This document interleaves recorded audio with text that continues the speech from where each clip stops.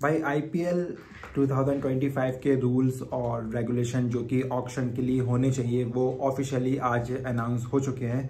बड़े ही बहुत ही complicated rules हैं यार, लेकिन मैं जितना हो सके आपको इजी वे में समझाने की ट्राई करूंगा। भाई पहला रूल ही बहुत इंपॉर्टेंट है जो कि रिटेंशन को लेकर है।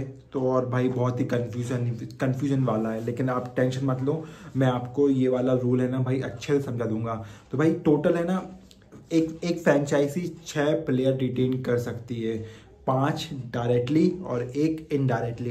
इनडायरेक्टली का मतलब है भाई आरटीएम कार्ड की मदद से। अभी भाई आरटीएम कार्ड क्या होता है, इसमें ही भाई लोग बहुत कंफ्यूजन है कि भाई ये क्या आरटीएम कार्ड है। तो भाई सिंपल सा है, मैं आपको इसको एक्सप्लेन कर दूंगा फॉर एग्जाम्पल की हेल्प में, इतना कॉम्प्लिकेशन भी नहीं है। तो मान लीजिए कि आपको 6 प्लेयर रिटेन करने हैं और उसमें से 5 आपने रिटेन कर लिए डायरेक्ट, मतलब पैसे दिए भैया टीम में आ जाओ तो वो आ गए। अब एक प्लेयर को आपको रिटेन करना है, लेकिन वो आपको ऑक्शन में जाके रिटेन करना पड़ेगा। कि अश्विन आपका सिक्स्थ प्लेयर अश्विन है, ऑक्शन में आया, आरसीबी उस पर बैट कर रही है कि भैया हम आपको 6 करोड़ दे रहे हैं, आप हमारी फ्रेंचाइजी में आ जाइए। लेकिन अश्विन को देने से पहले आपसे पूछा जाएगा, क्योंकि भैया वो पहले आपकी टीम में था, कि भैया आप अपना आरटीएम कार्ड यूज़ कर रहे हो या फिर नहीं, या फिर अश्विन को हम वहाँ दे दें। तो आप बोलोगे कि नहीं भैया हमें अश्विन चाहिए, हम हमारा आरटीएम कार्ड यूज़ कर रहे हैं। तो उससे पहले आरसीबी से एक और पूछा जाएगा कि भाई आप इसकी बिड बढ़ा रहे हो या फिर इतने में ही हम इनको दे दें। तो आरसीबी बिड बढ़ा देगी, 6 से 9 कर देगी। तो फिर आपको भाई अश्विन को 6 में नहीं 9 में लेना पड़ेगा अगर आप इंटरेस्टेड हो, क्योंकि भाई बिड बढ़ चुकी है। क्योंकि 9 में लेने तो आरसीबी तैयार है, तो भाई 6 में फिर आपको नहीं मिलेगा, फिर आप 9 में ही लोगे अगर आपको लेना है तो भाई ऐसे आप आरटीएम कार्ड का यूज़ कर सकते हो अगर प्लेयर आपकी फ्रेंचाइजी से है और कोई खरीद रहा है, लेकिन आपको वो चाहिए, तो भाई आप ऐसे अपने आरटीएम कार्ड से यूज़ कर सकते हो। तो भाई होप कि आपने ये रूल्स समझ लिया होगा, और प्लीज़ अगर समझ लिया है तो भाई कमेंट में लिख देना कि भाई हाँ मुझे समझ आ गया। तो भाई मुझे ऐसा लगेगा कि ठीक है भाई मैं अच्छे से समझा पाया। और नहीं भी आया है तो भाई फिर से लिख देना कि भाई एक डेडिकेट वीडियो बना दो उसके ऊपर पूरे डिटेल में। तो भाई मैं एक डिटेल में और डेडिकेटेड वीडियो बना दूंगा। और भाई चैनल को सब्सक्राइब कर लें दूसरे रूल से आगे बढ़ने से पहले। और हाँ भाई 6 प्लेयर में से एक प्लेयर अनकैप्ड होना चाहिए। अब वो इंडियन होना चाहिए या फिर बाहर का होना चाहिए, इस पे कोई अभी तक कुछ भी मतलब अच्छी तरह से नहीं लिखा है कि भाई इंडियन होना चाहिए या फिर फॉरेन वाला होना चाहिए। बस वहाँ पे लिखा है कि एक अनकैप्ड होना चाहिए। अब भाई वो इंडियन भी हो सकता है या फिर बाहर से भी हो सकता है, इस पे अभी कोई श्योरिटी नहीं है। जब आएगी तो मैं आपको बता दूंगा। भाई सेकंड रूल है, और ये वाला रूल भी भाई बहुत अच्छा निकाला है बीसीसीआई ने, कि अगर आप मेगा ऑक्शन में अपना नाम रजिस्टर्ड नहीं करवाते हो तो भाई आने वाले ऑक्शन होता है जो मिनी ऑक्शन है, उसके लिए आप इनएलिजिबल हो जाओगे। तो भाई ये बहुत अच्छा रूल है, क्योंकि भाई अगर मेगा ऑक्शन होता है ना तो प्लेयर अपना नाम नहीं देते जानबूझकर, क्योंकि भाई मेगा ऑक्शन में पैसे कम मिलते हैं, क्योंकि भाई बहुत सारे प्लेयर्स होते हैं और पैसे कम होते हैं। तो वो सोचते हैं कि भाई हम मिनी ऑक्शन में आएंगे, और मिनी ऑक्शन में आपको पता ही भाई 23 करोड़ 24 करोड़ 27 करोड़ तक प्लेयर बिक जाते हैं। तो भाई बीसीसीआई ने इस बार बोला है कि अगर आप मेगा ऑक्शन में नहीं आओगे तो आप फॉलोइंग ईयर, मतलब जैसे 25 में आपने नाम नहीं दिया तो आप 26 का जो मिनी ऑक्शन होगा उसमें भी अपना नाम नहीं दे सकते।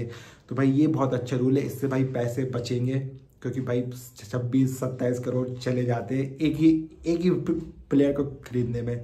तो भाई डेफिनेटली ये वाला भी बहुत अच्छा रूल है। और भाई थर्ड रूल है, ये भी भाई इंपॉर्टेंट रूल है, कि अगर कोई प्लेयर ऑक्शन में आने के बाद बिड करने के बाद और वो वापस अपना नाम वापस ले लेता है तो भाई उसको 2 साल का बैन होगा।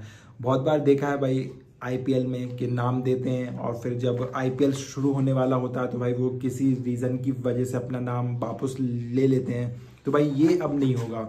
अगर आपने नाम दिया है और एंड टाइम पे अपना नाम वापस ले लेते हो तो भाई आपको आईपीएल से 2 साल का बैन हो जाएगा। एक तो उसी साल का बैन हो जाएगा और फिर एक नेक्स्ट ईयर का बैन हो जाएगा।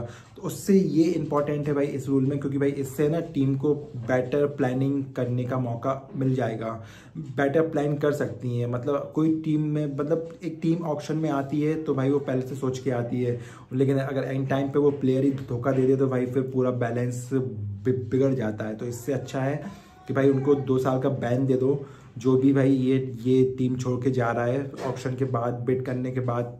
तो भाई इससे ना बैलेंस नहीं बिगड़ना चाहिए। तो भाई ये भी बहुत अच्छा रूल है। भाई नेक्स्ट रूल है, पर्स की साइज बढ़ा दी गई है। मतलब 100 करोड़ से 120 करोड़ हो गया है। मतलब जहाँ पर आपको पहले 100 करोड़ में पूरी टीम बनानी पड़ती थी, अब आपको 120 करोड़ में पूरी टीम बनानी है। तो भाई डेफिनेटली 20 करोड़ रुपए और बढ़ा दिए गए हैं। तो भाई ये भी अच्छा है, प्लेयर्स को ज़्यादा पैसे मिला करेंगे। नेक्स्ट जो रूल है ना, ये मेरे ख्याल से सिर्फ चेन्नई सुपर किंग फैंस वालों के लिए है या फिर MS धोनी के लिए है। बहुत ही इंटरेस्टिंग रूल है यार। मतलब अगर आपने 5 साल से कोई भी इंटरनेशनल T20, ODI और टेस्ट नहीं खेला है इंडिया के लिए, तो आप एक अनकैप प्लेयर बन जाओगे। एक कैप प्लेयर से आप एक अनकैप प्लेयर बन जाओगे। तो भाई इसमें ना सिर्फ एक ही टीम का फायदा है और वो है चेन्नई सुपर किंग, क्योंकि भाई वो MS धोनी को एज ए अनकैप प्लेयर खरीद सकते हैं। जो कि भाई एक रूल है ना कि आपको 6 प्लेयर्स में से एक अनकैप प्लेयर को रिटेन करना है। तो भाई ये बहुत अच्छा रूल है, खासकर सिर्फ चेन्नई सुपर किंग के लिए। उनके लिए तो भाई चांदी चांदी हो गई है। भाई अगला रूल है, ये पहले से रूल है, बस इसको कंटिन्यू करके रखा है, इम्पैक्ट प्लेयर। तो भाई इम्पैक्ट प्लेयर रूल्स अभी भी कंटिन्यू है, ये भी बढ़िया है भाई और भी बहुत से रूल हैं, लेकिन वो कुछ जानने की आपको ज़रूरत नहीं है कि भाई पहली जो रिटेंशन प्लेयर है उनको कितने पैसे मिल रहे हैं। आपको ये सब जानने की ज़रूरत नहीं है। हाँ, एक और रूल है कि सैलरी बढ़ गई है। मतलब अगर आप पूरे मैच खेलोगे ना IPL के, तो आपको डेफिनेटली ज़्यादा फ़ायदा होगा। मतलब कम खेलोगे तो भाई कम पैसे मिलेंगे, जो भी पर सैलरी पर मैचेस जो भी होते हैं ना उसके हिसाब से। तो भाई ये भी डेफिनेटली बहुत अच्छा रूल है कि आपको अगर पर मैच सैलरी ज़्यादा मिल रही है तो फिर आप ज़्यादा मैचेस खेलोगे। जो फॉरेन प्लेयर आते हैं वो छोड़ के नहीं जाएंगे बीच टूर्नामेंट में। तो भाई वो छोड़कर नहीं जाएंगे कि अभी भी बीच में चले जाते हैं ना, तो वो उनके लिए अभी भी कोई रूल नहीं है कि भाई जो बीच में टूर्नामेंट छोड़ के चले जाते हैं, जो अपना नाम वापस ले लेते हैं, उनके लिए तो भाई 2 साल का बैन है। लेकिन जो बीच में छोड़ के चले जाते हैं, किसी का टूर्नामेंट आ जाता है, किसी सीरीज आ जाती है, तो भाई उनके लिए ये रूल अच्छा है कि आपको पैसे ज़्यादा मिलेंगे अगर आप एक और मैच एक्स्ट्रा खेलोगे। तो भाई डेफिनेटली ये थोड़े इंपॉर्टेंट रूल है। बाकी तो भाई रूल और भी हैं, लेकिन वो काम के नहीं है। तो अगर वीडियो पसंद आई तो लाइक करें, don't forget to subscribe the channel.